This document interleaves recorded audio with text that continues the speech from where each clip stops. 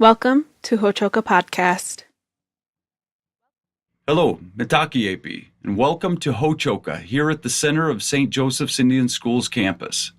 I'm Scott Wooster, today's Hochoka host. We're glad you've joined our circle to hear from Maka Black Elk, Executive Director of Truth and Healing at Red Cloud Indian School. In this second of a two-part series, Maka Black Elk explains the ongoing and profound impact of boarding school history on Native America today. Maka unpacks for us the living reality of that history for boarding school descendants and the vital, even urgent work of truth and healing. So once again, Maka, thanks for being here. It was good to have you in Hochoka. Thank you. Good to be here. So you talk about this history, the indigenous history, the Lakota history, being sort of a family history for indigenous people. Say more about what you mean by that, please. Yeah, thank you. So it's one thing to think about this history in sort of an abstract way. It's another to sort of really take the time and recognize that every single indigenous person in this country has either direct experience of the boarding schools themselves, if they're elders today, or are descendants of people who were direct experiencers of the boarding school system. There's almost no indigenous person who is not directly connected to this history. And we talked about in the previous conversation that this history is something not a lot of non-Indigenous Americans know about. And it is something that a lot of Indigenous peoples know about because it's just a part of our family experience. Every single Native family can point to an elder, an ancestor who went to one or more of these schools and can maybe even say or describe some of their experiences, whether positive or negative, in those schools, and overall feel the impact of that. So how does this history still impact indigenous people today? It's definitely a history that is felt, I think, very keenly by many Native communities today because there are many consequences of a system that was designed to essentially erode the Native family unit. In the beginning, when these schools first started, it was by law that Native peoples had to send their children to these schools. Otherwise, they would face imprisonment or forced starvation. And so that was a system that essentially removed children from their homes for long periods of time, if not all year long, in some cases, as time went on. And so you have a period of history, a long period of history, where 80% or more of children in communities, school-age children in Native communities across this country, gone, and families not having that. So there are consequences to that that I think resonate throughout Native people today, and they can paint and tie a direct line, sort of draw a direct line from the experiences of boarding school to some of the challenges that their communities face to this day. It wasn't a secret, and it's not a secret that these schools were, at times abusive in their use of discipline or use of corporal punishment. People didn't experience sort of the normal family life and the normal kinship system that they may have had they not have been in that setting. And so, it makes absolute sense that people would raise their children in a way that the only way that they knew how. And for many people, the way that they knew how was what they experienced in boarding school. And so, people can point toward some of the issues that Native communities face today, rates of domestic violence or drug and alcohol addiction or rates of sexual abuse, and turn and say that some of that might have come from people's boarding school experiences. And I don't think that's an unfair assessment. And so that's something that is really why it's relevant today. It matters that that was the history and that was the experience. And I think I would just want to say quickly, as Catholics, it's really important to not only recognize just the audacity of that history and name it, and sort of question, like, wait, why were Catholic people involved in the running of these schools? And I think it's important to look at that and say we should be angry about that, because it's in direct violation of our faith, which stems from the reverence for the Holy Family. We believe that the family is the first teacher, and yet we were involved in a system that interrupted family radically. And we can own that and say that's something that should never have happened. And so we should do everything we can today to try and address that and fix that. Well, so here we are today, right? Yeah, this was government policy. It was. And it's important. I mean, I think, people who look at this issue for the first time, I think the sort of instinct maybe to sort of become a little defensive about this history. It's okay. I think we don't necessarily want to question the integrity of individuals, whether they felt that they were doing good or bad, or even whether the government felt that it was doing something good by quote unquote trying to civilize Native people and sort of bring them into American culture and teach them English.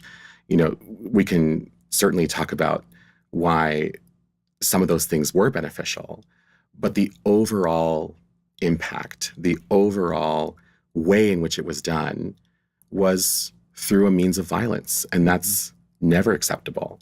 And so though, we can look to individual elements and say, well, that was good, right? It was good that Native people learned English in a world where now English was becoming the dominant language. It was good that Native kids were learning the academic subjects and now able to sort of launch themselves into modern careers, right? Like, yes, we can point to those things and point to those things as inherently good, but the system overall was rooted in sort of a racist and undignified system that didn't offer Indigenous peoples their agency in navigating that themselves, and entering into that accord and that compact themselves. Right. And so that's how I think, just for people who are, wondering, wait, how do I make sense of this history when it seemed like some of these things were good? Yeah. I think it's just important to recognize that two things can be true at the same time. Absolutely. So you and I understand this history. We understand that there are things that need to be done to progress and to progress through truth and healing. We want that, right? So what do you say to somebody who might deliberately at this point ignore that and who might just say, hey, the history's history. We need to move on from that. There's no point going into the past. There's no point dealing with this. We have to keep going. I think it's an important question even to just take seriously, because what I always say to someone who says, and I even hear this from other Indigenous peoples, who say, why can't we just move on from this? Why can't we do that? And my response is, that's the goal. The goal is to move on. The goal is to get over. The goal is to overcome.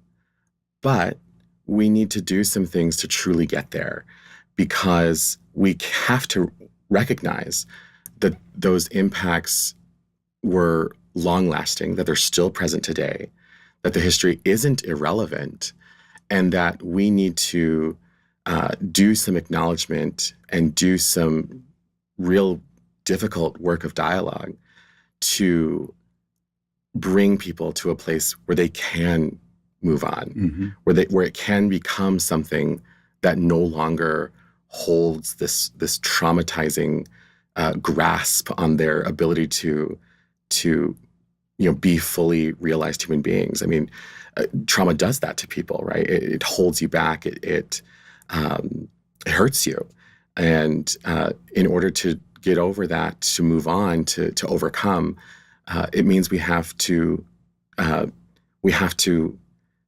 heal the wound. The worst thing you can do for a wound is leave it alone. It becomes infected. So that means we have to do some cleaning, we have to do some dressing, and we have to give it the attention and respect that it deserves. So while that I understand that feeling of wanting to just move on, I think it's important to recognize that's the goal for everyone, and it just means we have to do some things to get there. Right. And I like the way you answered that quite a bit, because the question of why can't we just move on is a harsh question. It really is. It can be seen in that way. And the way you answered it, I think this is the style that I appreciate about you, Maka, is it was magnanimous, where you said we need to understand the question that's being asked and deal with that. What I'm hearing you say is not in a combative way, but in a way that tries to understand the question, tries to come up with an answer, and then tries to move forward, being able to see where we need to go without causing a further rupture between folks who started out not understanding each other in the first place. Absolutely. If you could ask everybody to do just one thing to advance truth and healing, what would that be for you? Well, I'd ask them to do many things, but if we're going to boil it down to just one, it's really, really important that people take the time to learn about this history. There's still so much unknown for people, right? And you should get a more than just a rudimentary understanding of this history, and you should ask yourselves, what happened to, I mean, I'm sure you have listeners from all over the country, right? Like, people need to be able to ask themselves and be able to answer, what happened to the Native peoples where I currently live, right? Do I even know who the Native peoples are where I currently live? Like, whose land am I on, who once lived here? And what happened to them? What's their history with these boarding schools? And where am I even connected to that in the space that I live, right? In the space that I occupy. I think it's important to even just begin there, begin by learning and understanding that history yourself. And then I think there's a responsibility to share that. And so it's about learning and sharing that with others, because the first hurdle to any, I think, effort at healing is overcoming ignorance. And so we have to take the time to tell the story, educate others, bring people up to speed on, why this history matters and why it should be shared and told, in order to get to that place where we can, quote unquote, do something about it. Right. Absolutely. And I think before you can learn something, you have to bring an open mind to the opportunity to learn as well.